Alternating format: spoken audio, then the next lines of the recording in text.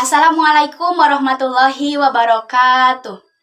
Perkenalkan, nama saya Dewi Fitriani. Saya dari jurusan Pendidikan Bahasa Arab semester 3 kelas A. Di video kali ini saya akan menjelaskan tentang pemerolehan dan pembelajaran bahasa serta kompetensi dan performansi. Yang pertama yaitu pemerolehan bahasa. Pemerolehan bahasa itu dalam bahasa Inggris istilahnya apa, teman-teman? Ada yang tahu nggak? Betul. Bahasa itu dalam bahasa Inggris adalah language. Sedangkan pemerolehan apa? Acquisition. Jadi jika digabungkan, pemerolehan bahasa itu bukan acquisition language, tapi language acquisition. Lalu apa sih yang dimaksud dengan pemerolehan bahasa? Pemerolehan bahasa itu adalah proses yang terjadi dalam otak seorang anak ketika ia memperoleh bahasa pertamanya dan terjadi secara alamiah. Jadi, pemerolehan bahasa itu proses yang terjadi dalam otak seorang anak ketika ia memperoleh bahasa pertamanya. Masih ingat gak bahasa pertama itu disebutnya apa? Masih ingat gak? Di materi minggu lalu loh. Betul, bahasa pertamanya itu adalah bahasa ibu dan terjadi secara alamiah. Jadi ketika seorang anak menuturkan apa yang dituturkan oleh orang-orang yang ada di sekitarnya, maka itu disebut memperoleh bahasa. Karena seorang anak itu hanya mengikuti, tidak belajar secara lebih detail lagi. Kemudian ada istilah yang kedua, yaitu pembelajaran bahasa. Tentu, dari istilahnya pun sudah berbeda. Pembelajaran bahasa adalah suatu proses yang dilakukan oleh orang dewasa dalam mempelajari bahasa keduanya.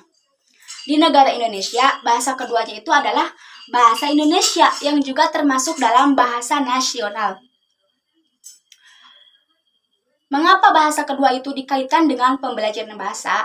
Karena dilakukan di lembaga pendidikan formal dan melalui bimbingan seorang pengajar. Berbeda dengan pemerolehan bahasa, dalam pembelajaran bahasa ini si pembelajar ini mempunyai target. Misalnya, saya nih belajar bahasa Arab di sekolah. Saya ini mempunyai target. Saya harus bisa menulis bahasa Arab dengan baik, harus bisa berbicara bahasa Arab dengan baik dan benar, harus bisa mendengarkan percakapan dan memahami percakapan tersebut. Kemudian harus bisa membaca teks berbahasa Arab. Jadi dalam pembelajaran bahasa ini kita itu punya target. Kita nih pengen bisa apa sih? Dan dalam pembelajaran bahasa juga, pembelajaran tersebut terjadi secara sengaja, secara sadar. Berbeda dengan pemerolehan tadi yang terjadi secara alami, secara bawah sadar. Kemudian persamaan antara pemerolehan dan pembelajaran bahasa yaitu sama-sama berkaitan dengan bahasa. Baik itu pemerolehan bahasa ataupun pembelajaran bahasa, intinya sama-sama tentang bahasa. Kemudian perbedaan antara pemerolehan bahasa dan pembelajaran bahasa yaitu yang pertama, pemerolehan bahasa itu diperoleh oleh seorang anak di lingkungan tempat ia tinggal, di lingkungan sekitarnya, baik di keluarga ataupun masyarakatnya. Sedangkan pembelajaran bahasa diperoleh oleh seorang anak di lembaga pendidikan formal, baik itu di sekolah ataupun di madrasah, ataupun di pondok pesantren. Kemudian yang kedua, pemerolehan bahasa itu si anak hanya memungut bahasa. Sedangkan dalam pembelajaran bahasa, si anak ini mengetahui bahasa. Apa sih bedanya memungut bahasa sama mengetahui bahasa? Teman-teman pasti tahu kan arti memungut itu apa? Misalnya ada orang yang bilang, mungut sampah nih. Berarti artinya mengambil sampah.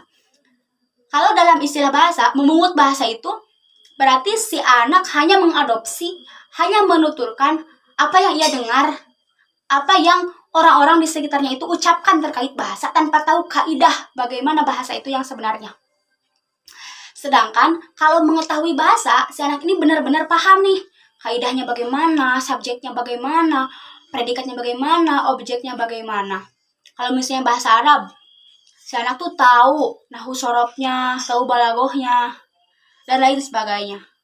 Kemudian perbedaan yang selanjutnya antara pemerolehan bahasa dan pembelajaran bahasa yaitu Kalau pemerolehan bahasa, si anak itu memperoleh pengetahuan secara implisit. Maksudnya bagaimana?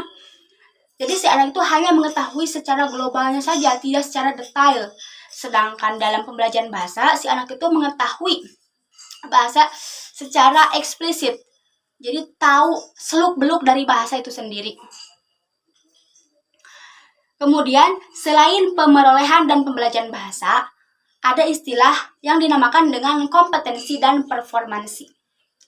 Teman-teman tahu nggak arti kompetensi? Masih belum ada bayangan? Baik, gambarannya seperti ini. Misalnya ketika ada seorang bilang, wah orang ini nih kompeten banget nih.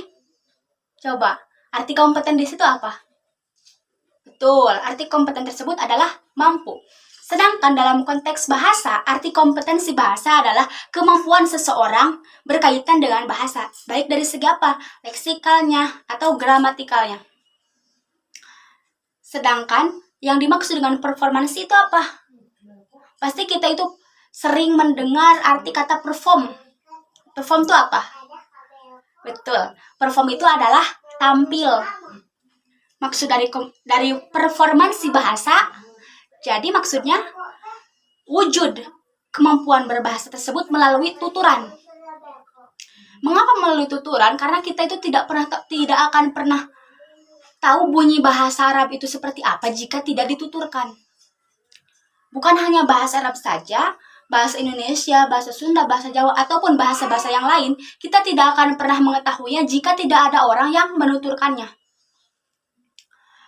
Kemudian, ada perbedaan antara kompetensi dan performansi. Coba perbedaannya apa? Baik. Perbedaan antara kompetensi dan performansi. Kompetensi itu kemampuan. Artinya kemampuan itu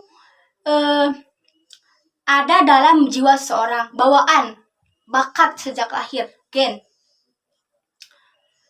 Sedangkan performansi itu wujud atau praktik dari kemampuan tersebut. Kemudian ada hubungan atau korelasi antara bahasa Arab dengan pemerolehan dan pembelajaran bahasa, serta korelasi antara bahasa Arab dengan kompetensi dan performansi. Yang pertama, dalam konteks pemerolehan dan pembelajaran bahasa, menurut teman-teman nih, bahasa Arab itu masuk ke konteks pemerolehan bahasa atau ke pembelajaran bahasa? Betul, bahasa Arab itu masuk ke konteks pembelajaran bahasa. Mengapa demikian? Karena bahasa Arab itu bagi orang Indonesia adalah sebagai bahasa asing. Jadi tidak diperoleh dari lingkungan keluarga ataupun masyarakat di sekitar. Jadi bahasa Arab masuk ke konteks pembelajaran bahasa karena bahasa Arab itu dipelajari secara sengaja di lembaga pendidikan formal baik di madrasah ataupun di pondok pesantren dan di bawah bimbingan seorang pengajar. Jadi bahasa Arab itu bagi orang Indonesia tidak diperoleh secara alamiah. Misalnya di keluarga jarang orang yang berbicara dengan bahasa Arab, ngajarin anak-anaknya pertama kali ngomong dengan bahasa Arab, itu sangat jarang sekali. Kemudian, dalam konteks kompetensi dan performansi. Kompetensi bahasa Arab berarti kemampuan seseorang terkait dengan bahasa Arab. Kemampuan tersebut dalam bentuk apa? Yang 4 tadi, yaitu maharatul kalam, maharatul qiraah, maharatul kitabah, dan maharatul istima. Coba nih, maharatul kalam artinya, kalam itu ucapan, berarti keterampilan dalam berbicara. Kemudian yang kedua, maharatul qiraah, keterampilan dalam membaca, betul. Kemudian yang ketiga, maharatul istima, keterampilan dalam mendengar. Kemudian maharatul kitabah, keterampilan menulis. Nah, kompetensi bahasa Arab itu pasti meliputi 4 hal tersebut. Kemampuan berbicara, menulis, membaca, ataupun mendengar. Kemudian ada yang dimaksud dengan performansi. Performansi bahasa Arab berarti wujud kemampuan seseorang dalam berbahasa Arab itu melalui tuturan. Misalnya, ketika seseorang itu pandai dalam berbicara bahasa Arab, lancar nih ngomong bahasa Arabnya, maka ia menunjukkan kemampuannya tersebut dengan mengikuti lomba-lomba yang lebih menekankan pada keterampilan berbicara. Seperti lomba apa? Lomba pidato, lomba debat bahasa Arab, lomba puisi bahasa Arab, takdimul kisah, qiraatul akhbar. Itu kan menekankan pada keterampilan berbicara menggunakan bahasa Arab. Tapi misalnya gini nih, ada orang yang bilang, saya emang gak bisa nih ngomong bahasa Arab. Ngomong bahasa Arabnya balelol nih, belibet. Saya mah bisanya nulis Arab nih, tahu nih kaidah Arab yang bener tuh kayak gini. Bisa, ia menunjukkan kemampuannya, ia perform kemampuannya, uji performansinya dengan bagaimana? Ikut lomba kepenulisan. Misalnya, ada lomba nulis esai bahasa Arab. Seseorang yang mempunyai kepandaian ataupun keterampilan dalam menulis bahasa Arab tersebut bisa ikut lomba itu. Untuk apa? Untuk menunjukkan kemampuannya. Saya kira itu saja yang bisa saya sampaikan di video kali ini. Mohon maaf atas segala kekurangannya. Semoga banyak manfaatnya. Wassalamualaikum warahmatullahi wabarakatuh.